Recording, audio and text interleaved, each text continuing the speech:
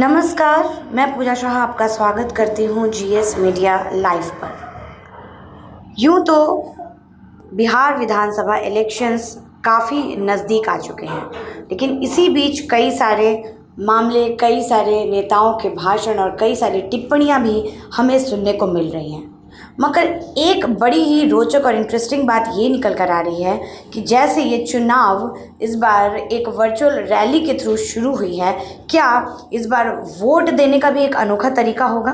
तो जी हाँ, आज हम बताएंगे आपको इस रिपोर्ट में। कोरोना काल में पहली बार देश में चुनाव होने जा रहा है और करोड़ों वोटर्स वाले राज्य में विधानसभा चुनाव के लिए खास तैयारियां की जा रही हैं।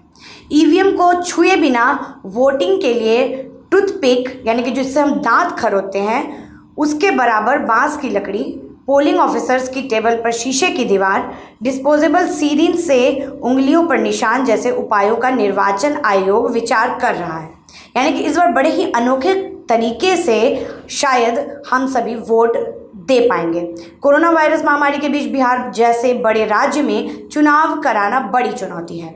कोरोना वायरस संक्रमण की शुरुआत के बाद से देश में यह पहला चुनाव है। चुनाव अक्टूबर-नवंबर में होने की उम्मीद है और महामारी के इस दौर में यह चुनाव पहले से काफ़ी अलग होने जा रहा है।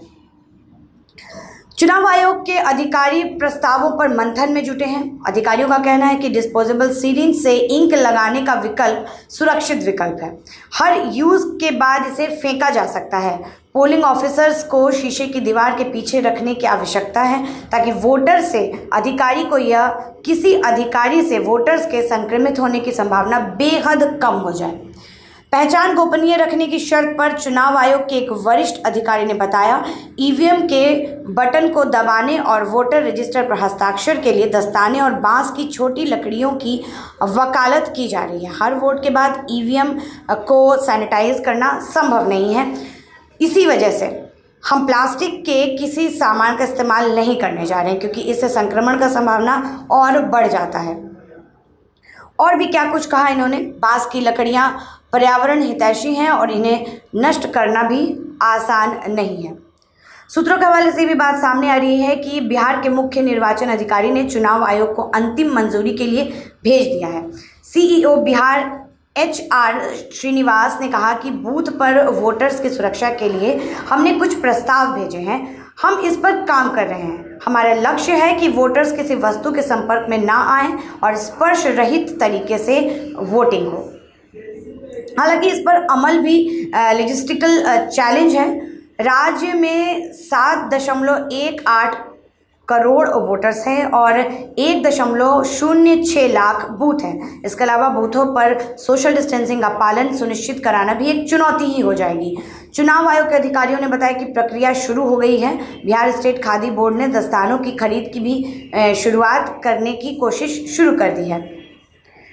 इससे ग्रामीण रोजगार के अवसर भी पैदा हो सकते हैं। एक अन्य अधिकारी ने बताया कि राज्य के खादी बोर्ड को खादी दस्तानों पर काम करने के लिए कहा गया है। अन्य सामानों की खरीद स्थानीय स्तर पर की जाएगी। इसके लिए डीएम और ज़िला निर्वाचन अधिकारियों को अधिकार दिए जाएंगे। तो आपने देखा कि किस तरीके से इस बार बड़े ही अनोखे तरीके से शायद हम वोट दे पाएंगे। बड़े ही अलग किस्म से हम शायद इस बार अपना जो वोट है उसको डाल पाएंगे। तो ये बड़ा ही अनोखा सा खबर था और ऐसे ही रोचक और इंटरेस्टिंग न्यूज़ के लिए आप जुड़े रहिए जीएस मीडिया लाइव के साथ। मैं पूजा शाह, नमस्कार।